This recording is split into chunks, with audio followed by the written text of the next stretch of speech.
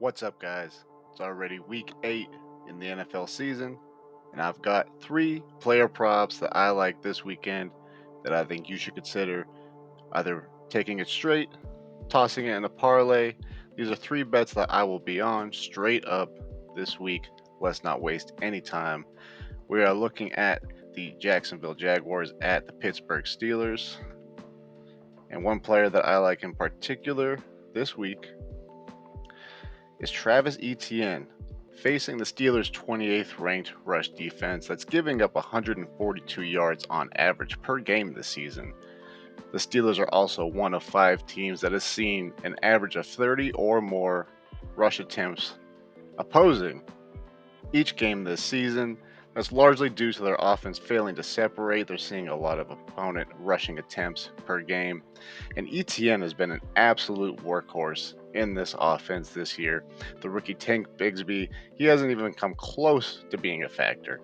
And he's really the only threat that ETN has to his rushing workload. This Pittsburgh defense is earning a high reputation this season as a good defense, but they're beatable on the ground, ranked 28th.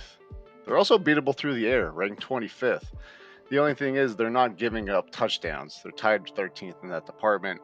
They're keeping it a low-scoring affair, but you can gain yards on the Steelers' defense, no doubt about it. I think Jacksonville keeps it close, at minimum, allowing Etienne to see his normal workload. While the Steelers' rush defense has been soft, they've only given up 132 receiving yards to running backs, compared to the 712 rushing yards through 6 games. Give me the ETN over 60.5 rushing yards. I like him to go over this clip. And sticking with this game, like I said, the Steelers defense, they've been stingy with touchdowns, but they've not been stingy with yards. Their pass defense is ranked 25th, and they've been getting torched by outside wide receivers in all 6 games. Brandon Ayuk for 129 yards. Amari Cooper had 90 yards. Devontae Adams, 172 yards. Nico Collins, 168 yards. Zay Flowers, 73 yards. Puka Nacua, 154 yards. That is an average of 131 yards a game to these outside receivers. Really, the only one they contained was Cooper Kupp last week, but Puka Nacua still put up 154.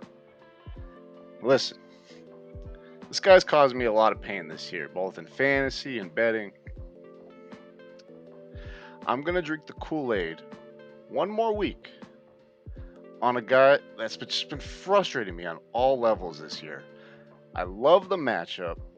I do not doubt the talent of this man, Calvin Ridley. Now, hear me out. His line right now is very close to Christian Kirk's, as you can see. It's only a 2-yard separation. And Christian Kirk, he's been more successful. He's been more consistent. There's no doubt about that.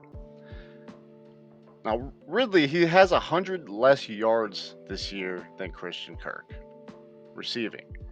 But he's leading Christian Kirk in air yards by 169 yards. A lot more opportunity for big plays. I think I'm going to bet. I know I'm going to bet on like a regression to the mean here with Ridley because he's getting the air yards, he's getting the opportunities. This is a line that's pretty low for a guy like Calvin Ridley, a guy with his talent, and that's due to his struggles this year. So I'm going to take this matchup against the Pittsburgh Steelers and their defense that was ranked 25th through the air. They're giving up enough yards. Calvin Ridley's getting the air yards. I think he can get 50.5. I don't see how that's going to be an issue if they can just get him the ball. That's been a bit of an issue. But the air yards are there. The opportunity is there. He just has to get the catches. I'm going to take this matchup as a buy low spot on his receiving total at 50.5 yards. Also, I don't expect Calvin Ridley, for all the reasons that I just mentioned, I don't expect him to be very much owned in daily fantasy this week.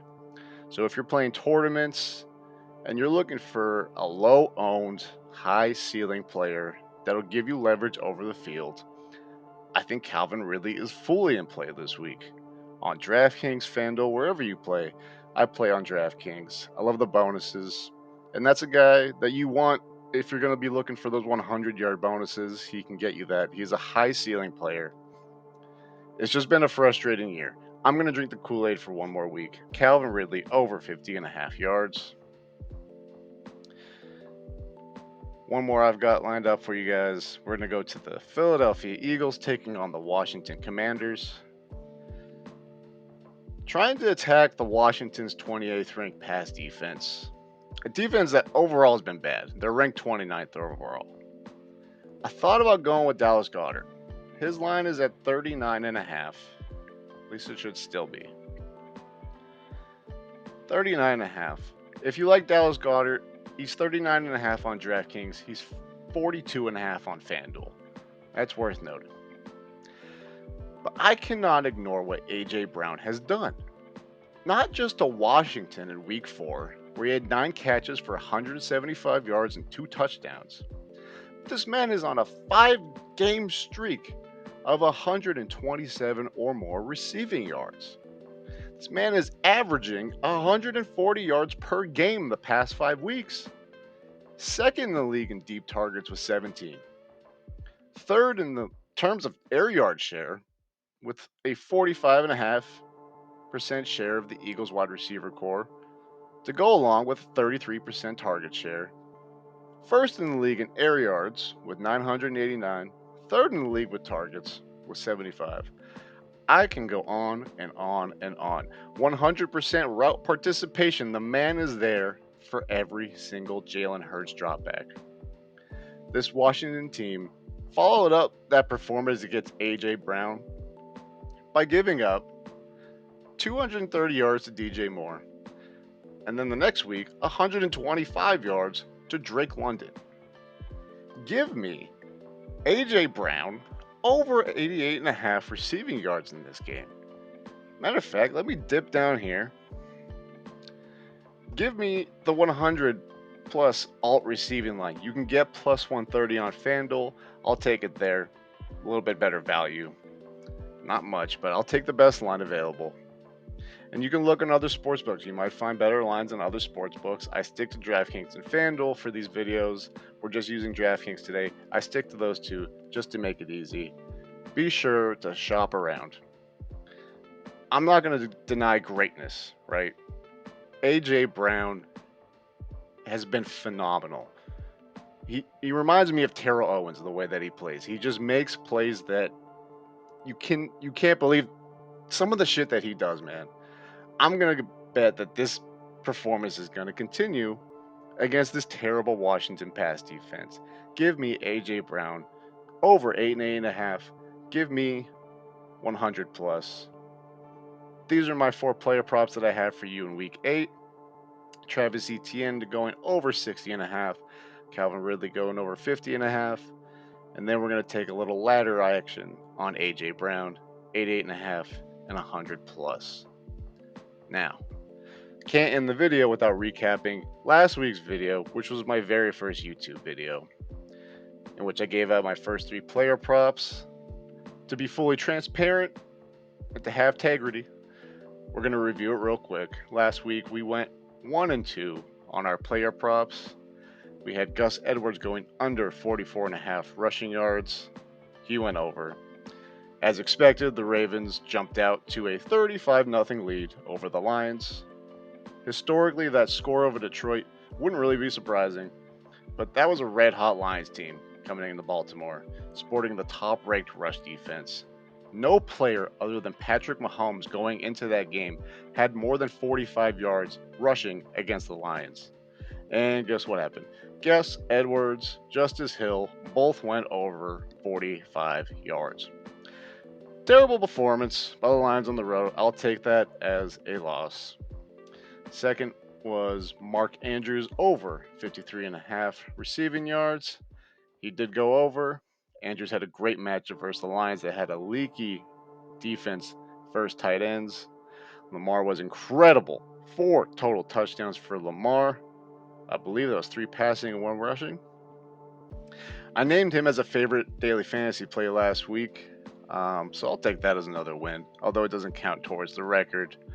Much like Calvin Ridley, I like him this weekend. I'll name drop him as a favorite daily fantasy play. Last week was Lamar. When Lamar is great, Mark Andrews is great. He reaps the rewards of Lamar's performance, so I'm happy about how that went. And lastly, the most frustrating one was Desmond Ridder to throw a fucking interception.